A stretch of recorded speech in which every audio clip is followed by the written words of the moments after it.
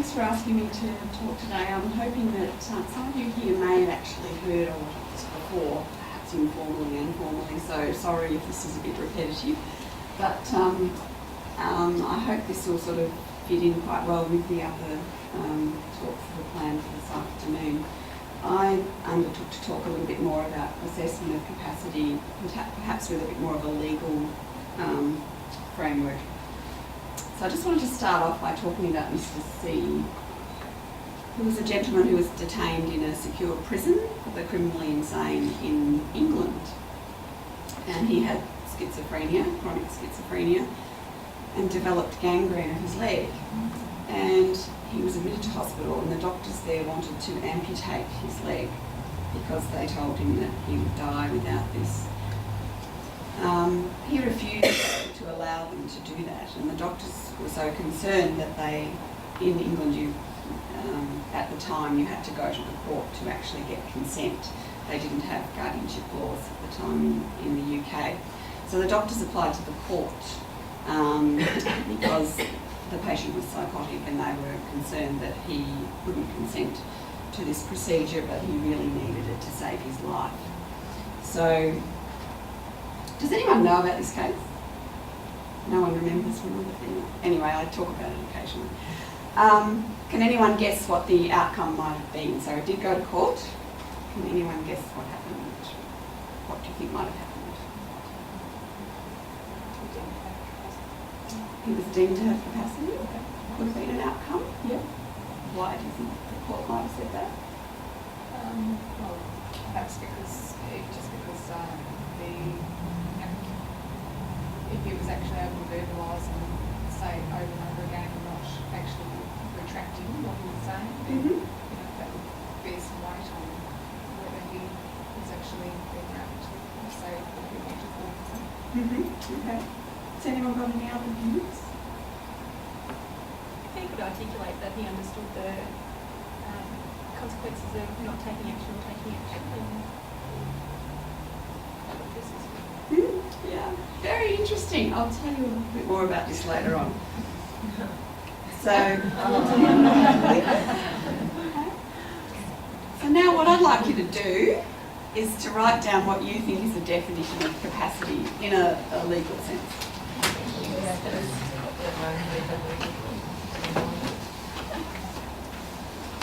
Sorry, I'm making you do some work. I'm sure that's okay.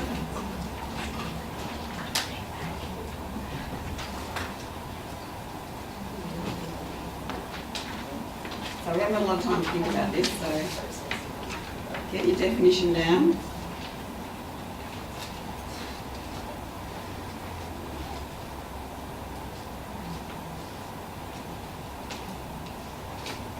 Now, would someone like to share what they've written? No pressure. I don't mind. Yeah. I've got the ability to understand the situation, to understand the consequences of decisions made, and to be able to repeat that back in a logical manner. That's pretty good. Yeah. Hopefully by the end of today we'll have clarified why that's probably a pretty good definition. Has anyone else got anything they wanted to suggest? No? Okay. All right. Next question or next task. I want you all to write down at least one Victorian Act of Parliament that contains a definition of capacity.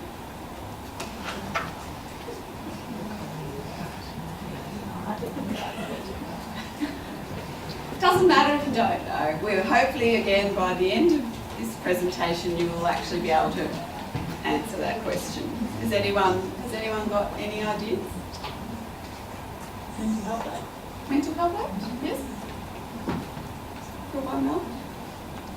Any others? No? Okay. Well, we can move on. Sorry, did someone say? No? Guardianship. Guardianship, yes. Well done. Any others? Anyway, we will discuss that in more detail as this goes on. So in terms of capacity, we need to understand a bit about ethical principles and what autonomy is. And I'm sure that you're probably all pretty familiar with the concept of autonomy. Would someone like to tell me what they think autonomy means?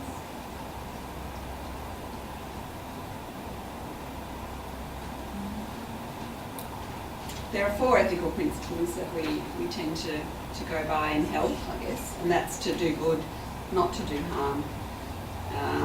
Justice for everyone, so where there are limited resources available, but autonomy, which the law sort of considers pretty much as the right to self-determination. But also it's about when someone's able to make choices for themselves, but after reflection. So not just really choices that don't take into account consequences, I suppose. So if someone does have capacity, I'm sorry I keep referring to patients, but I'm a doctor, so that's how I think of people in my profession.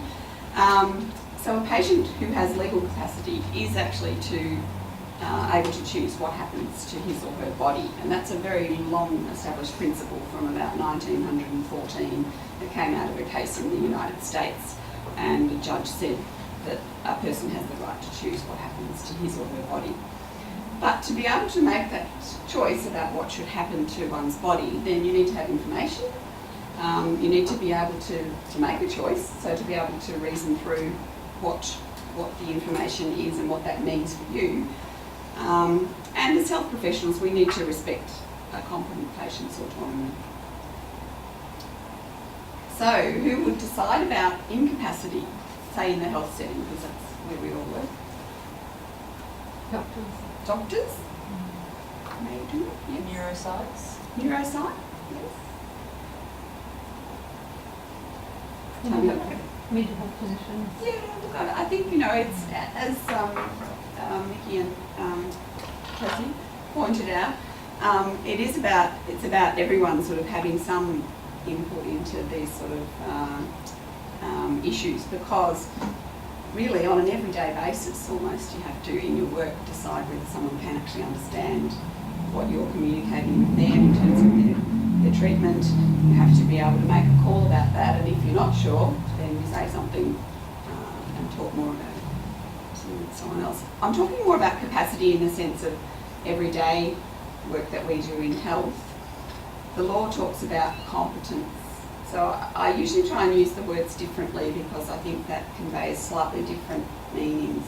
So in law they talk more about competence to make decisions, whereas as doctors or health professionals we're deciding about whether there's evidence of incapacity. So how do we assess it? Well, hopefully we're going to talk a bit about that now. So in terms of guiding principles, in the common law, the law would consider someone to be competent unless they're proven to be incompetent on the balance of probabilities. And that again is a legal thing, but the law will assume that you can actually do whatever you want to do, unless there's some evidence that that's not actually quite right. And it's not a beyond reasonable doubt sort of proof that's required in these cases. It's actually a balance of probabilities proof. So when the Supreme Court, for instance, is asked to rule about cases, say, where someone's contesting a will and saying that a person didn't have capacity or competence to make the will at the time that they made it, then the Supreme Court only really has to decide with the evidence that they have before them on the balance of probabilities. So that means, is it more likely that they did have capacity than that they didn't have capacity? So a 50% sort of thing. Can you get over the 50% on the balance of probabilities? So it doesn't have to be a beyond reasonable doubt, which really should be about 99% burden of proof. The Supreme Court is generally the court that would actually make decisions on or rule on competence, but BCAP also has some jurisdiction there in terms of competence to make, say, an enduring financial power of attorney. So it's not just Supreme Court anymore. That was changed about 15 years ago. And as I said, often it's a doctor that's asked about it. But, neuropsychs, if doctors can't decide, we refer to neuropsychologists because they're able to do a much more detailed assessment than what a doctor might do. So when we are assessing capacity, and you can disagree with me too at any time or any way if you like. When we're doing a capacity assessment, it's really intrinsically linked with the type of decision that is to be made. So you can imagine, for instance, Mr. C, who was asked to make a decision about whether he would have his leg cut off or not. That's quite a final thing to have your leg chopped off. Whereas to decide whether you want porridge or toast for breakfast is quite a different thing.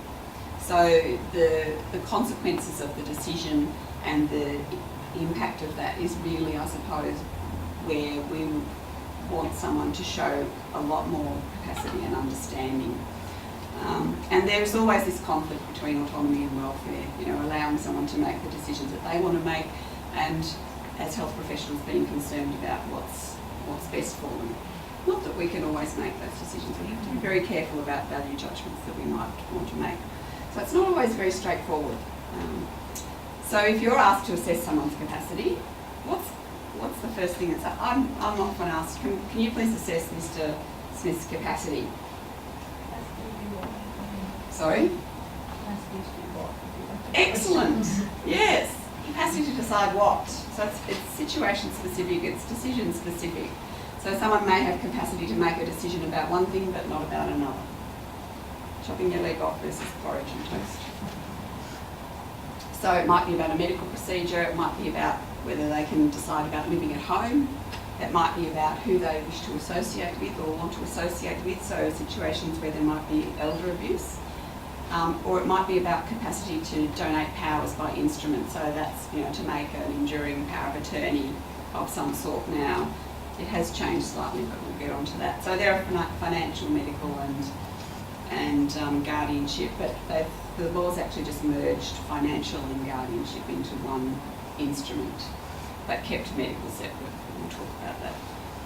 So in terms of taking a functional approach, I often think about, well, how does this person work through a problem? Have they got some ways to actually balance up information that's given to them and then work through how to make a decision from that? So it's about the process of making the decision, but also what's the substance of the decision. So for me, I often wonder if I want to know about whether they can articulate any reasoning behind the decision. And this is not about what's the decision or a value judgment about the decision, but it's about whether they reason through why they want to decide this over that. And can the person appreciate the consequences of his or her decision, and are they consistent in some ways about what they want to do? Although again, people can change their minds, people can change their values as they head through life. So in the past, the law would have looked at what someone's previous values were in terms of, say, who they were going to leave their estate to when they died and making a will. Well, people can change their minds about things like that. They don't have to actually still be consistent with what they were like 20 years ago. And it's an interesting thing, I think, when we deal with people with dementia, because from an ethical point of view, we often go back to, well, what would they have decided? Is this something that they would have wanted? That's how substitute decision makers try and make decisions on behalf of someone else. Is this something they would have decided in the past? But we don't know. They might have changed their mind about a lot of things, but not shared that with anyone. And there's a good example of this. I heard of a lady or two ladies who were living in a residential facility. One of them was married and still married, but needed to live in the facility as she had dementia. And there was another lady who was unmarried and had never married. And the two of them struck up a relationship together. And the staff in the facility were very challenged by this because they were concerned that the lady who was married was still married, her husband was still visiting her, but these two women were enjoying having a relationship together. And eventually, this is a true story, eventually the residential home decided that they needed to talk to each of the family members about this relationship these two women had. And the family of the lady who was married, the husband and the children, absolutely appalled that the home was not protecting their mother or his wife. Absolutely appalled that they would allow this to happen. The family of the lady who'd never married, they said, yeah, well, okay, no, that's nice that she's actually able to enjoy a relationship with someone else. We thought she may have actually, felt like this for a long time, but she'd never actually expressed that to anyone. And that was fine with them. And what actually happened, in the end, the home were forced to separate these two women because of the anger, I suppose, about the home not protecting the lady who was married who had dementia. And so it was all very sad, really, in a way. But in an ethical sense, we talk about the new self and the old self. And the old self may not be the same as the new self when you have dementia. You may actually still be able to gain enjoyment from life. You may have had, certain things that you've never let anybody see about yourself, but when you become a bit disinhibited, people can start to see that. So you just need to bear that in mind with that consistency question, which I always find a little bit tricky. Again, the substance of the decision, it's about the irreversibility of the decision or what the substantive fairness of the decision is. And this is based on some cases from where wills have been contested. So in particular, people who might want to make a will but want to leave it all to the lost dog's home. Or do you think your family might get a little bit upset about that? that sort of thing. Again, the consistency with lifetime commitments, that's how the law would have thought about it perhaps 20, 30 years ago, but that can change, I guess is all I'm saying. And the other thing is, people are allowed to make bad decisions. So I just want everybody in this room to think about all the decisions you've ever made in your life, and if you've never made a bad decision in your life, put your hand up. Right. Hi, Nana. So basically, we have to always be careful that we're not putting too much of our own values onto someone else's decision and what they want to do. That's really all I wanted to illustrate there. So getting back to Mr. C. Brenda? Is it Brenda? Yes, you said it, didn't you? Yep. So what actually happened was the court said, yes, he does actually have capacity to make the decision in this instance. The doctors weren't very happy, obviously, because they decided that this man was psychotic. So obviously he couldn't make decisions. You can imagine this back in 1991 or 2, whenever it was. So they didn't chop his leg off. I think he actually survived quite well. So again, we don't always know what's going to happen. We don't have crystal balls. But he got to keep his leg. So what the judge said in that instance was 94, sorry. That what someone needs to, in terms of capacity, to be able to have capacity, you need to be able to comprehend and retain relevant information, to believe it, to weigh it in the balance, to arrive at a choice, and to not be delusional about that decision. So what the judge said was, he's got quite different delusions, nothing to do with the gangrene in his leg. So it's not actually related, even though he was psychotic. It was about completely different stuff, not about his leg being gangrenous. So I just thought how much time have I got? Still not fun. Another 10 minutes. Okay, so there are quite a few legislative provisions in Victoria about capacity. So in terms of those acts that we were talking about, the Instruments Act of 1958, the Powers of Attorney Act, which is new, just came in last year, 2014, but the Act came in September last year. The Medical Treatment Act, and the Guardianship and Administration Act, and the Mental Health Act, and the Health Records Act. There's also a definition in there of what capacity is to consent to information being released. So the Powers of Attorney Act has this definition contained in section 4, and it's often really helpful to go back to the acts because they do set it out fairly clearly now, which I find quite helpful. In the past, the issue with Mr. C was a common law decision, but this is now legislative law we're talking about, and over the years what's happened is the common law, the principles that were in the common law have been put into legislation, which overrides any common law from the past anyway, if there's a conflict. So the Powers of Attorney Act says that for someone to have capacity, they have to be able to understand the information that's relevant to the decision and the effect of the decision, to retain the information to the extent necessary to make the decision. So someone who's got some short-term memory loss who can't retain information for very long, despite helping them with written information so that they can go over it, if they can't retain it to weigh up the information and just make a choice, that's really hard. Then they have to also be able to use or weigh up that information as part of the process and then communicate the decision. And it might be by speech or gestures or other means, and that's where speech pathologists come into it to help sometimes in terms of working out any communication tools or things that may actually assist that person to communicate a decision that they might have made.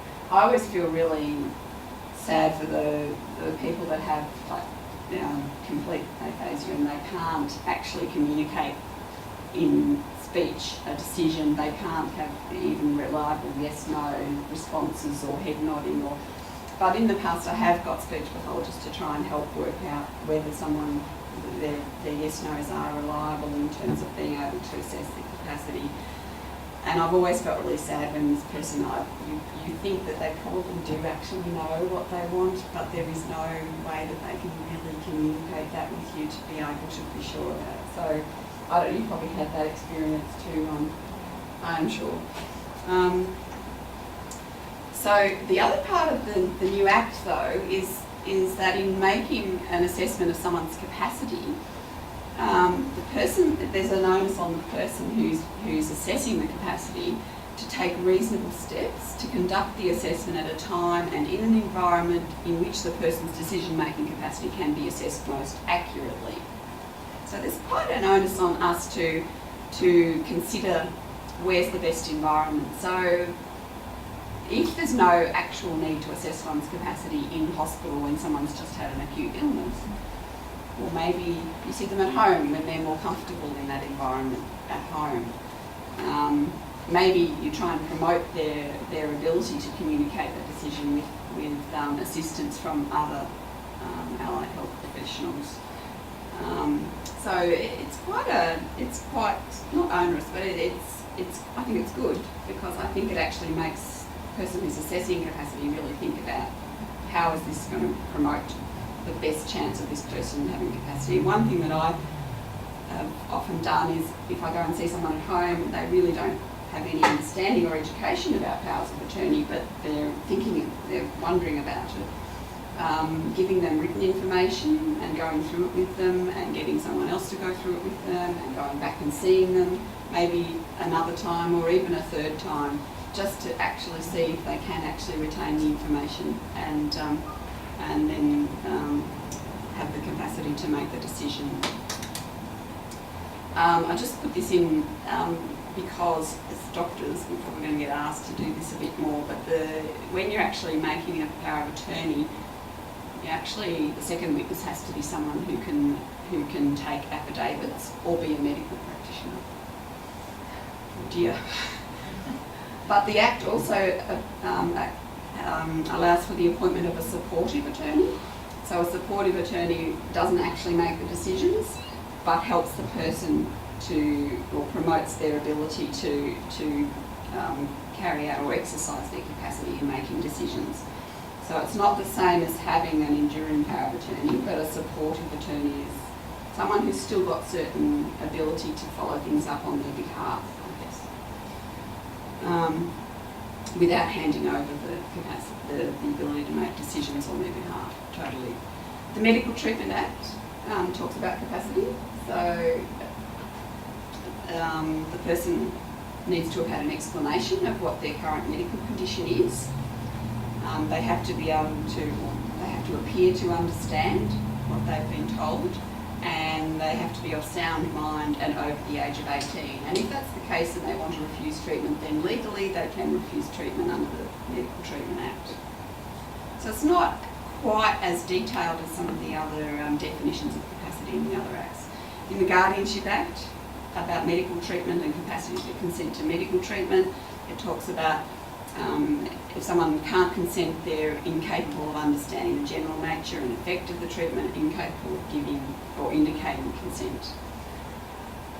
you can see there's a bit of a theme emerging here. That the way that they've worded the legislation now is very similar now. It's quite similar. Mental Health Act, quite similar too. So this is about giving informed consent. So if they understand the information relevant to the decision, again, you can see the specific decision issue coming in. Because in the past, people would think it was an all or nothing, and it's not by any means. They have to be able to remember the information relevant to the decision, weigh the information relevant to the decision, and communicate. So again, very similar to what the Powers of Attorney Act now says, but the Mental Health Act was just prior to that. So obviously the legislators, the people who are drafting the legislation are probably the same people. And in the Mental Health Act, Section 68 also says that there are principles that should guide your assessment. So they actually really specify that it's specific to the decision, and that capacity can change over time, particularly with mental health issues. But it can happen too with dementia or with other cognitive impairment like delirium that might impair someone's cognition for a while. And it shouldn't be assumed that a person doesn't have the capacity to give informed consent based on his age, appearance, condition, or any other aspect of his behaviour. So I think they go a bit further in the Mental Health Act, which is quite pleasing, because they're the principles that we would also follow. I like Section D though as well, because it says that you can't make a determination that the person doesn't have capacity if they're making a decision that's considered unwise. I love that. They don't normally put words like that in legislation. And again, you can see the same section, subsection E is the same as the Powers of Attorney Act that says, you should be taking reasonable steps to promote as much as possible their ability to show that they have capacity. And the Health Records Act, again, understanding the general nature and effect of giving the consent. This is for release of information, or making the request, exercising the right of access, or being able to communicate the consent. So it's very similar, the way that they've worded. I just wanted to talk a little bit about accommodation. How much time have we got? Well, no really. None? Okay. All right, let's move on. We can do the slide. Can I just say, should we interfere in someone else's affairs? That's a big issue in terms of capacity. And we need to approach the assessment of it quite sensitively, because particularly if someone does have some cognitive impairment, they're going to be a bit suspicious about what's going on here. And the other thing I just wanted to say too is the human rights aspects.